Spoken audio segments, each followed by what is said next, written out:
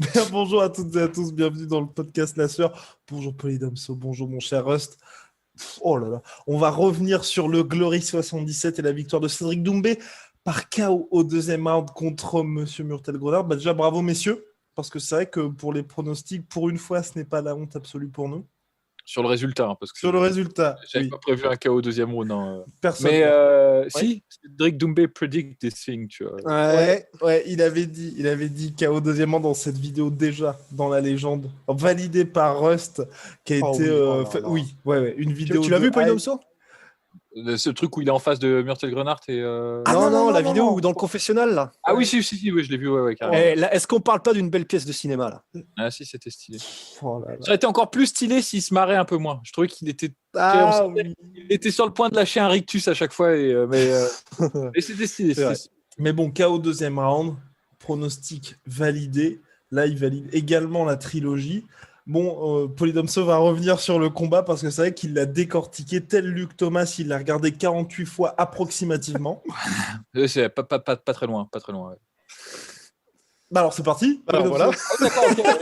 Non mais je me suis dit il y a autre chose derrière parce que non mais le combat il était ouf en plus. Oui. C'est génial parce qu'on a eu les deux Doumbé là sur ce combat.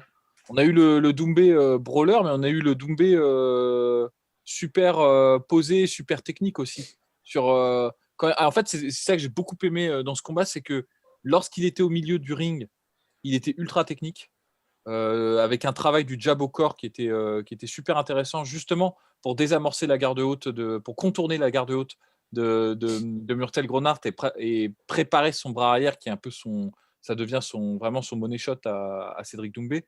Donc ça c'était très intéressant et il le faisait reculer petit à petit et quand il arrivait aux cordes là, il lâchait ses combinaisons où on avait là du Doumbé un peu 2.0 où il est vraiment bien solidement ancré sur ses appuis. Et il envoie des combinaisons en uppercut et en crochet. Et franchement, ça va super vite. Il a une vitesse de main et une sélection de coups qui est franchement très impressionnante. Parce que les quelques fois où parce que le combat finalement n'a pas duré si longtemps, ça a duré que 2 rounds. Mais il y a 3-4 fois où il a mis Murtel-Grenard dos aux cordes.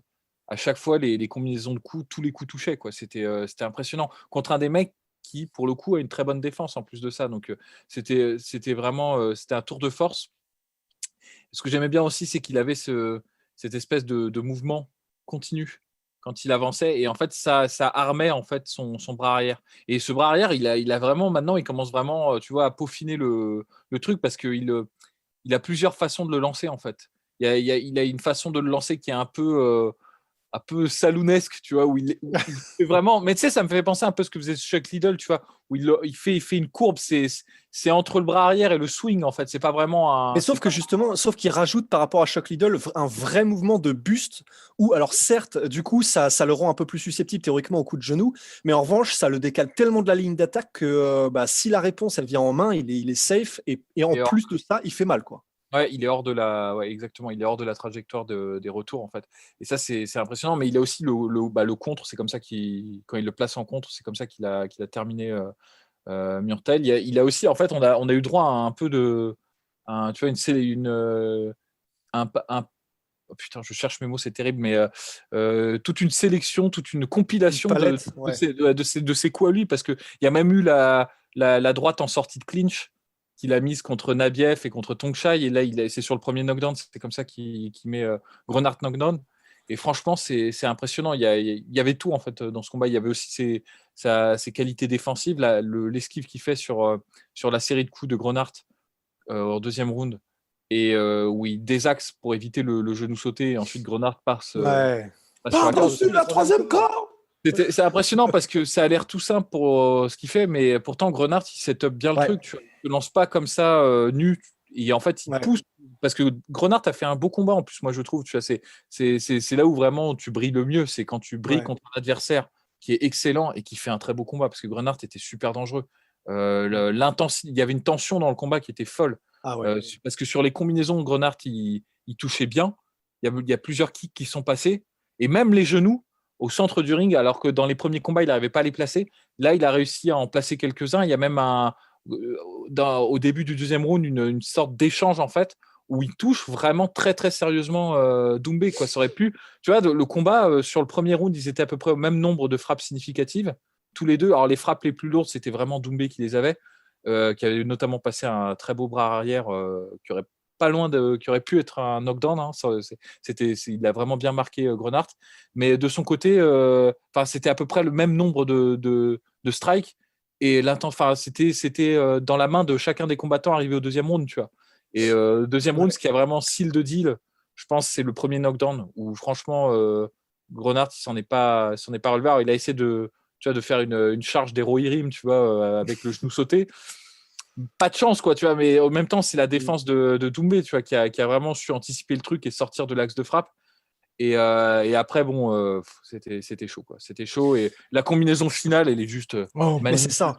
Parce Et qu'on puis a une saisie, tu vois, low kick, coup au corps, et puis bon, après. Mais même avant ça, en fait, même avant ça, c'est ça qui m'impressionne le plus, c'est que sur la séquence de finition de Cédric, c'est là où effectivement tu te rends compte que le Cédric 2.0, si ça se trouve, c'est ça, et si c'est ça, c'est flippant. C'est-à-dire que c'est un gars qui va garder quand même énormément de créativité dans ce qu'il fait. Enfin, déjà, avant même la saisie et le low kick et le début de la fin, en gros, il met un low kick à Gronart qui le check, mais vraiment, en plus, énorme check. Je pense que ça a dû bien faire mal le lendemain. Énorme check. Et ensuite, juste après, et c'est là où c'est assez fabuleux, il fait feinte de ce même low kick. Et pour revenir ensuite avec le low kick sur la jambe intérieure de Gronart en avançant, et je me demande si c'est pas s'il fait pas un shift en même temps. Et ensuite, il amorce sa combinaison. Et en fait, c'est quand même assez extraordinaire parce que ça veut dire que si c'est ça le Doumbé qui, à partir de maintenant, honnêtement, ça fait flipper parce que c'est donc un gars qui va, à la différence peut-être d'un petit peu avant dans sa carrière, balancer ses coups avec la volonté de nuire, mais en mode la volonté de chaos sur chaque coup, mais en continuant à mettre des combinaisons et en gardant cette créativité, cette diversité de coups dans les niveaux et dans les armes choisies, etc. Et franchement, c'est flippant quand même. Hein. Si c'est tout ça en même temps, c'est assez terrifiant. Et puis surtout que là, mine de rien, ce qui est... il y a beaucoup de nos auditeurs qui nous posaient la question, c'est what's next pour Cédric? Parce que c'est vrai que là, on peut commencer à se poser la question. La trilogie contre Grenard, c'était un petit peu le dernier truc pour lui. Là, il y a la rigueur, moi j'ai envie de dire à Misha, mais je trouve qu'il est encore un peu trop tendre pour affronter Cédric, parce que c'est vrai qu'il n'a pas combattu, je crois, au Glory depuis qu'on l'a vu au Zénith, donc il y a maintenant 1 an et demi. Et c'est pas du tout la même opposition qu'ils ont. C'est ça. Et c'est tout, parce que compliqué là. Hein. Non, en plus, c'est pas comme si ailleurs il y avait d'autres. Ouais. Ils peuvent pas faire venir d'autres combattants. Il en est où, Kishenko? Ouais, Kishenko pour le coup. Je pensais à Kishenko, mais Kishenko, ça fait depuis un moment qu'il n'a pas combattu. Je crois que son dernier combat, c'était l'Arena Fight contre Lidon. Ouais. Donc, et puis, il va avoir quel âge maintenant, Kishenko? C'est fou, Kishenko. On a l'impression qu'il est éternellement jeune, ouais. Ouais, c'est ça. Ouais. Non, parce que moi, je me souviens de lui qui combat Masato à 18 ans, tu vois. Et 34 piges, ouais. 34 piges. Ouais, tu vois, il est pas si vieux que ça, mais c'est juste que ça fait. Il est là depuis tellement longtemps, Kishenko. C'est un truc de fou. Et non, c'est le. D'ailleurs, il y a une vidéo sur YouTube où on peut trouver Doumbé qui se part avec Kishenko et c'est quand même. C'est stylé, mais ils se parent light et ils sont tous les deux techniquement. Franchement, c'est un combat que j'aurais adoré voir. Parce que c'est vrai qu'il n'y a plus que lui, tu vois. À part Kishenko, est-ce que le passage donc tant attendu en MMA, est-ce que finalement il faudrait le faire maintenant? Parce que c'est vrai que là en welterweight, j'ai pas l'impression que les grands mondes pour lui. Nabiev, j'ai pas forcément envie de le revoir. Il n'a pas combattu non plus depuis sa défaite, donc c'est vrai que ce serait pas vraiment justifié, tu vois, de faire une trilogie maintenant. Et puis une montée non plus, je pense, parce qu'il n'a pas le gabarit du tout pour être en middleweight. Là, honnêtement, il est parfait en welterweight, je trouve. Donc non, c'est pas évident. Et puis personnellement, même si on avait parlé lors d'une interview qu'il nous avait accordée, Pereira contre Doumbé, j'ai pas vraiment envie de voir ça. Non, mais surtout que Pereira, il est énorme. Tu vois, c'est un light heavyweight, hein, c'est clair. Même contre Varitov, je trouvais qu'il était limite plus gros que Varitov. Donc, Ouais, non, c'est clair. Varitov, qui d'ailleurs, j'étais choqué, 4 ans de moins que Alex Pereira. Ah, il est super jeune, Varitov. Hein. Ouais. Je sais que. Enfin, bref. Non, mais c'est vrai, dans la transition à MMA, peut-être que c'est le bon moment pour la faire. Parce que c'est vrai que maintenant, il n'y a pas vraiment d'attente. Il a tout nettoyé. Hein. À la limite, mais effectivement, en fait, ce serait peut-être un peu cruel, mais limite, un combat contre Amisha, mais juste pour pouvoir dire qu'il a nettoyé même la génération d'après, en fait. Ouais. Simplement pour pouvoir le dire.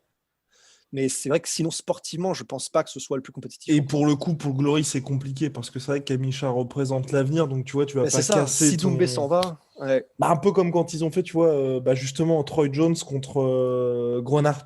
Contre T'as Ghana, ton, t'as ton prospect qui est là, il se fait déglinguer par un vétéran. Bon, c'est compliqué ensuite de construire et de dire le mec est présent. Est-ce que vous voulez qu'on revienne sur d'autres combats, messieurs, de ce Glory 77? Ah, mais les combats, ils étaient ouf. Hein. En vrai, moi, j'ai trouvé Ouais. que Un c'était excellent pay-per-view d'ailleurs, mon cher Polydomso.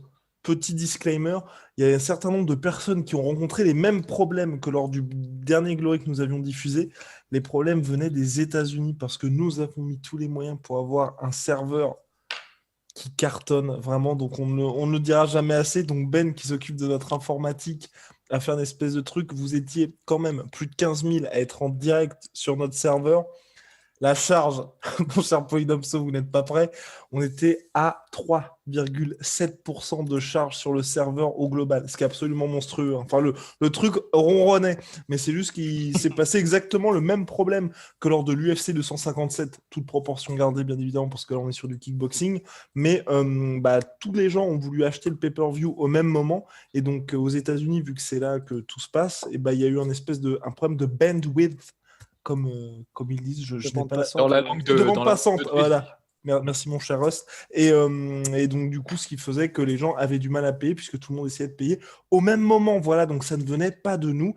Et le Glory m'a assuré qu'ils allaient régler ça pour le prochain événement. En tout cas, je l'espère parce que c'est vrai que c'est un petit peu relou et c'est un petit peu relou aussi de demander aux gens de dire prenez votre pay-per-view une semaine à l'avance. Bah non, t'achètes ton pay-per-view le soir du combat.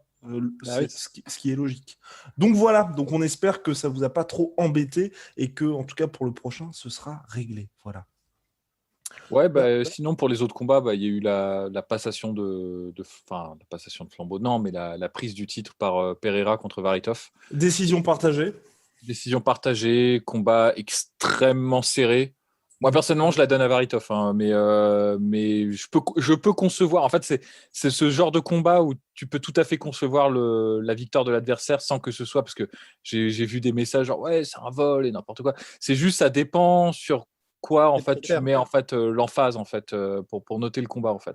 En termes de strike, de nombre de strikes, c'est vrai que Pereira avait une certaine avance parce qu'il a eu une plus grande activité, il a plus souvent touché en fait que Varitov, mais il touchait souvent sur la garde ou partiellement sur la garde parce que Varitov a eu une stratégie qui était très intéressante, il a vraiment mis la pression pendant les 5 rounds sur Pereira quand même, des couilles en platine de Varitov quand même parce que rentrer tu vois sur 5 rounds contre un mec qui éteint tout le monde et en plus franchement Varitov il avait vraiment l'air petit hein, dans son combat c'était ouf. contre Pereira et il est passé sur les 2 premiers rounds il a pris quand même d'enchaînement en boxe en anglaise normalement les combattants hein, d'un moindre calibre s'écroulent hein, sur ce genre de coup mais lui il avait vraiment une bonne stratégie tu vois qui était vraiment de marcher sur Pereira de saper ses appuis avec les low kicks. Il a des low kicks d'une rapidité, Varitov, c'est magnifique. C'est des coups de fouet, quoi, honnêtement.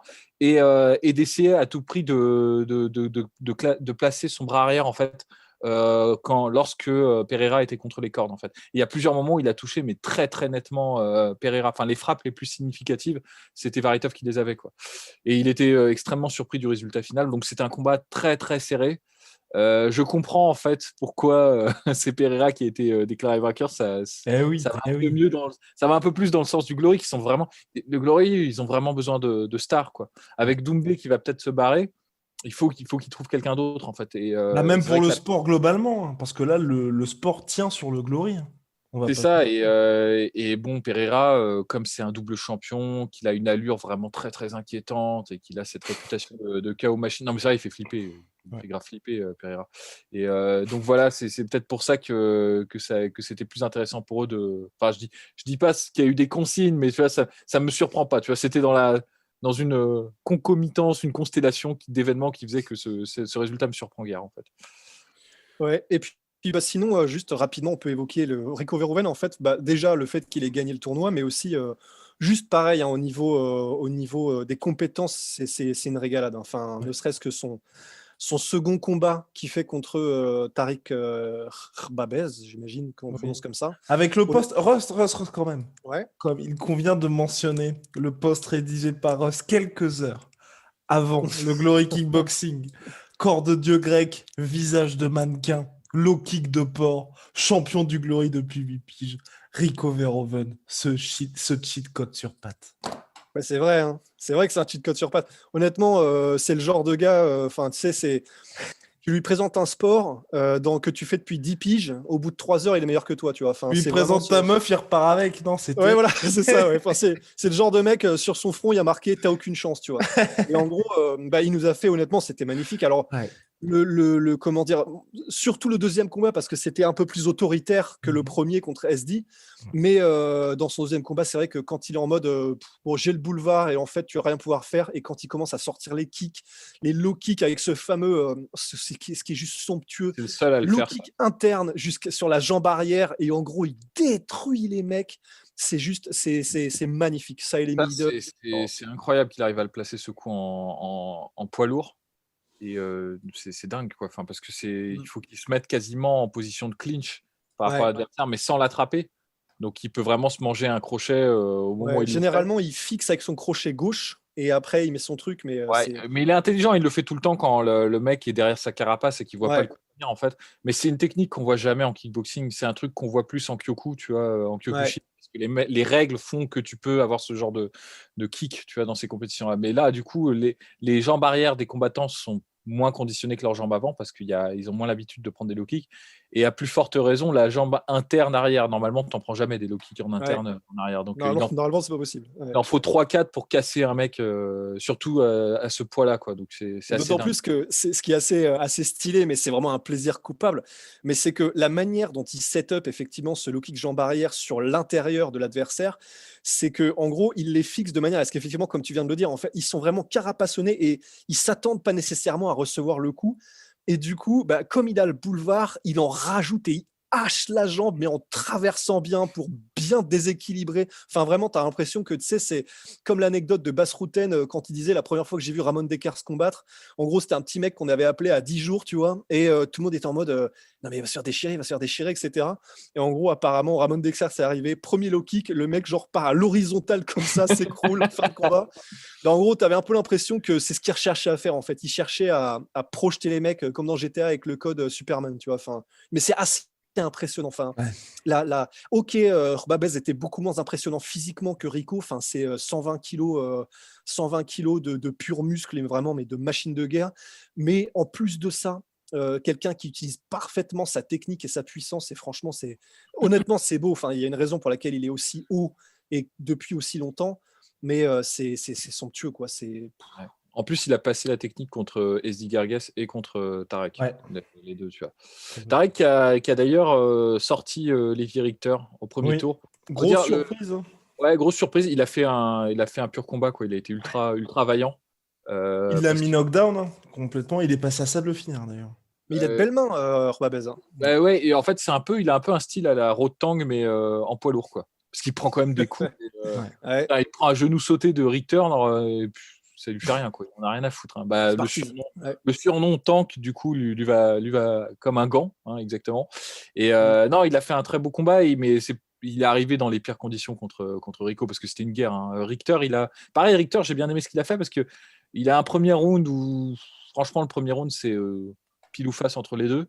Et deuxième round, il se fait vraiment dépasser par Tariq qui fait ses combinaisons d'anglaise contre les cordes, où il lui détruit le corps, les coups au corps. Je crois qu'il y a eu 55 punch au corps et ils sont tous passés, tu vois. Enfin, il s'est pas protégé, en fait. Et en plus, c'est vraiment violent. Même contre Rico, il en passe des enchaînements au corps. Et il a vraiment. Et en plus, il envoie vraiment le poids. Il y a une Tysonesque. Oui, voilà, c'est ça. La comparaison a été faite par les commentateurs pendant l'événement, mais c'est vrai qu'il y a de ça. Et en plus, il termine sur les low kicks, généralement. Et lui aussi fait des low kicks sur la jambe arrière, mais en extérieur. Mais c'est bon, hein, en termes de technicité en poids lourd, tu vois pas souvent ça. Donc, on pourrait pas on ne s'attendrait pas forcément à ça venant d'un type qui a un peu son gabarit, tu vois, parce que généralement, les mecs comme ça en poids lourd, c'est plutôt des gars qui essaient de placer leurs bras arrière et puis il n'y a pas trop de construction. Mais techniquement, franchement, c'était très propre.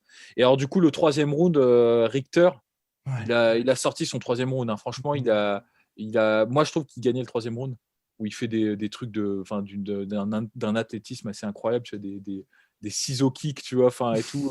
C'est fou. Et honnêtement, c'est une guerre, ils vont jusqu'au bout. Donc pour Richter, je pense que c'est une bonne expérience de perdre comme ça contre un mec qui est super dur et qui met vraiment la pression. Et bon, pour le coup, Tariq, il était quand même super courageux d'aller contre Rico après ce combat-là, tu vois, parce que c'était chaud. Tu te dis, je vais contre le numéro 1 après avoir fait une guerre. Faut être vaillant, quoi. Non, et pour le Glory, du coup, c'est cool parce que là, cette catégorie heavyweight, mine de rien, tu commences à avoir pas mal de gars qui montent, donc de bon augure pour la suite. Et puis c'est vrai que c'est non seulement en fait, c'est cool parce que on pourrait se dire c'est cool, mais d'un autre côté, s'ils se tirent tous les uns les autres, parce que donc Levi Richter, c'est lui qui avait gagné le tournoi la dernière fois, donc ils essayaient de le construire, et donc là il perd contre Babez. Enfin, t'as un peu l'impression, tu sais, des homards qui se tirent tous vers le bas, mais d'un autre côté, comme ils sont spectaculaires, panier de crabe, oui, autant pour moi.